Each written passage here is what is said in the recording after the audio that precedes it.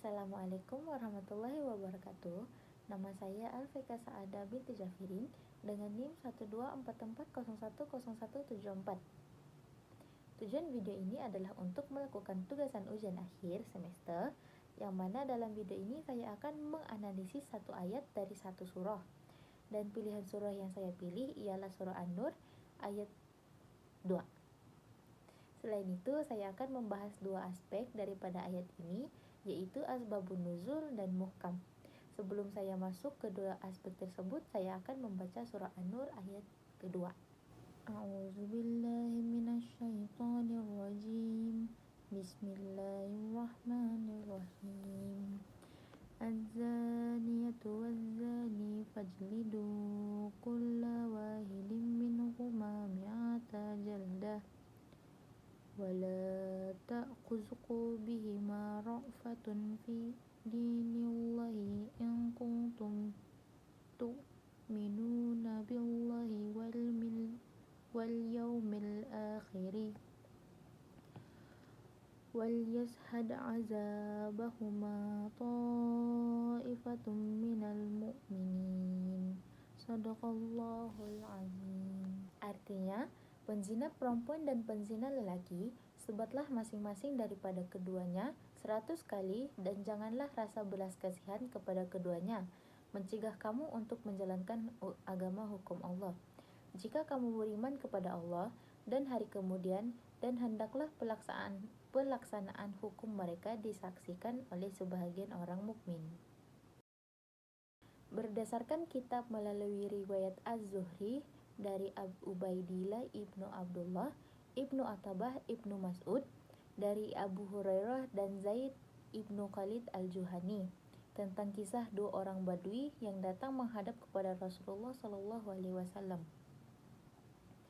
Salah seorang mengatakan, "Wahai Rasulullah, sesungguhnya anak laki-lakiku ini pernah menjadi pekerja orang ini, dan ternyata anak laki-lakiku ini berbuat zina dengan istrinya.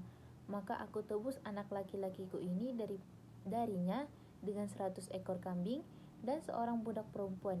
Kemudian aku bertanya kepada orang-orang yang alim, maka mereka mengatakan bahwa anakku dikenakan hukuman 100 kali dera dan diasingkan selama 1 tahun, sedangkan istri orang ini dia kena hukuman rejam." Maka Rasulullah SAW menjawab, "Demi Tuhan yang jiwaku berada di dalam genggamannya, sungguh aku akan melakukan peradilan di antara kamu berdua dengan berdasarkan kitabullah. Budak perempuan dan ternakan kambingmu dikembalikan kepadamu, dan anak laki-lakimu dikenai hukuman 100 kali dera dan diasingkan selama 1 tahun. Sekarang pergilah kamu, hai Unais, seorang lelaki dari Bani Aslam yang ada di majlis itu, kepada istri lelaki ini.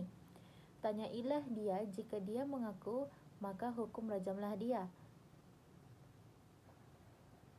Maka Unais berangkat menemui istri lelaki Badui itu dan menanyainya. Akhirnya wanita itu mengakui perbuatannya, lalu wanita itu dihukum rejam dengan dilempari batu sebesar genggaman tangan hingga mati. Dalam hadis ini merupakan dalil tentang hukuman pengasingan selama 1 tahun bagi penzina yang belum pernah berkahwin sesudah menjalani hukuman dera sebanyak 100 kali. Jika pelakunya adalah seorang muhsan, yakni seorang yang pernah melakukan persetubuhan dalam nikah yang sah sedang ia merdeka dan akhil balik, maka hukumannya adalah direjam dengan batu hingga mati. Maka dengan itu, asbabun nuzul ayat ini turun sebagai jawaban terhadap riwayat hadis yang telah disampaikan tadi. Sebelum turunnya ayat kedua dalam surah An-Nur ini, hukuman bagi penzina belum ditentukan secara rinci. Maka dengan turunnya ayat ini, bagi menguatkan serta menegaskan mengenai hukuman terhadap penzina. Surah An-Nur ayat 2 ini dinilai dalam aspek muhkam karena mempunyai ayat yang jelas maksudnya, lagi nyata, yang tidak mengandungi kemungkinan nasakh. Seperti yang dilihat pada arti surah ini, penzina perempuan dan penzina lelaki deralah masing-masing dari keduanya 100 kali, yang mana ayat ini memberikan perintah mengenai hukuman bagi pelaku penzina dengan jelas, yaitu 100 cambukan bagi penzina. Dalam ayat ini tidak ada keraguan dalam memahami hukuman tersebut dan perintahnya yang tegas. Selain itu, pelaksanaan hukuman bagi penzina harus disertakan dengan saksi, yaitu orang beriman seperti yang dinyatakan dalam ayat ini, yang artinya hendaklah pelaksanaan hukum atas mereka disaksikan oleh sebagian orang-orang mukmin. Sekian itu sahaja daripada saya. Jika ada kesalahan dan kekurangan penjelasan dalam penyampaian di video saya memohon maaf dan terima kasih. Assalamualaikum warahmatullahi wabarakatuh.